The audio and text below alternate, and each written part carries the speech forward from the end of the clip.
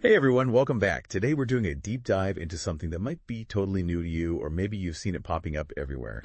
Moringa. Yes. So we found this article online called Moringa, 10 Powerful Health Benefits of the Miracle Tree. And, well, the title alone kind of makes you raise an eyebrow. Yeah, definitely a little bit clickbaity. A little bit. For sure. So that's what we're going to unpack today. Moringa, miracle tree, marketing hype, all of that.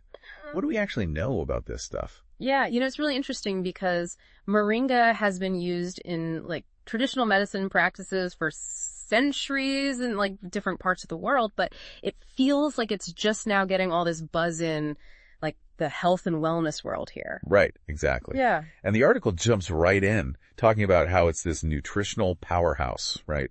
Vitamins, minerals, antioxidants, protein. It's like a whole grocery list in one plant. It really is. And, it is packed with vitamins A, C, and E, and it's got a good amount of calcium, potassium, and even iron. Oh, wow. Iron too, huh? Yeah. And that's a big deal, especially for people who, might be following a plant-based diet and need to make sure they're getting enough iron. Oh, okay. Yeah, that's a good point. But I got to ask, is it really that much better than just eating a big bowl of spinach? Mm-hmm. I mean, we always hear about how good spinach is for us. Right. Well, spinach is fantastic. Don't get me wrong. But Moringa does have a higher concentration of some of those nutrients. Oh, really? Yeah. For example, gram for gram, it actually has more vitamin C than oranges, which is kind of mind-blowing. Wow.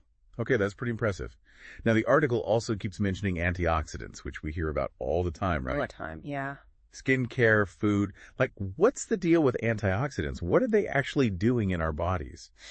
So basically, they're like little bodyguards for our cells, right? Right. They protect us from damage caused by these things called free radicals. Free radicals, those are the bad guys. Exactly. They're unstable molecules that can damage our cells and lead to all sorts of problems. Mm-hmm. So it's like they're causing wear and tear inside of us. Yeah, think of it like this. If our cells are constantly under attack by these free radicals, it's kind of like being exposed to pollution or too much sun.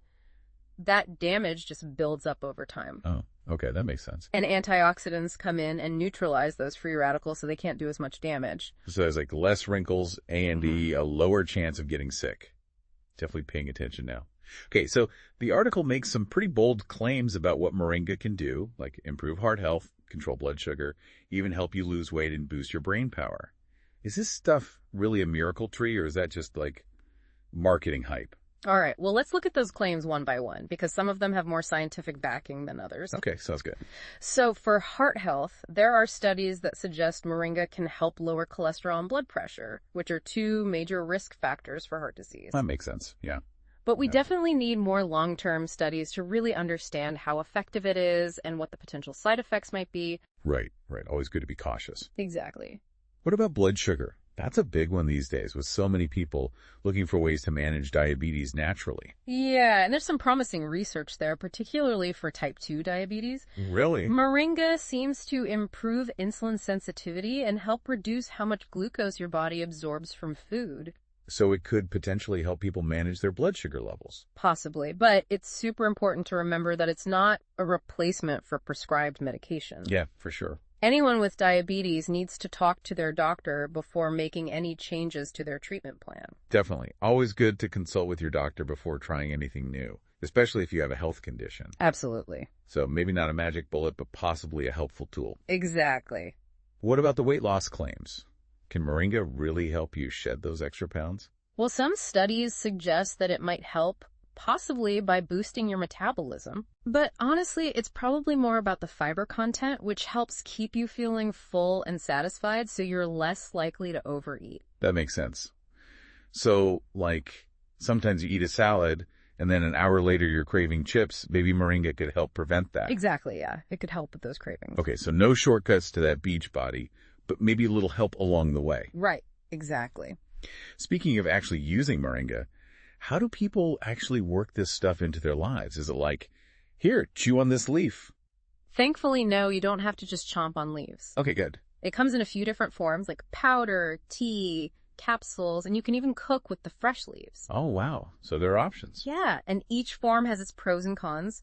Powder's pretty versatile. You can add it to smoothies, yogurt, even soups. Yeah. Tea is super convenient. Just steep it like you would any other herbal tea. Yeah. Capsules are easy for like precise dosing, but you might not absorb as many nutrients that way. Oh. And then the fresh leaves, they have this unique flavor. Some say it tastes a bit like spinach or asparagus. Oh, interesting. Hearing you talk about all this, I'm kind of picturing a moringa tree growing in my backyard. Is that even possible? You're not that far off. Moringa trees do best in warmer climates.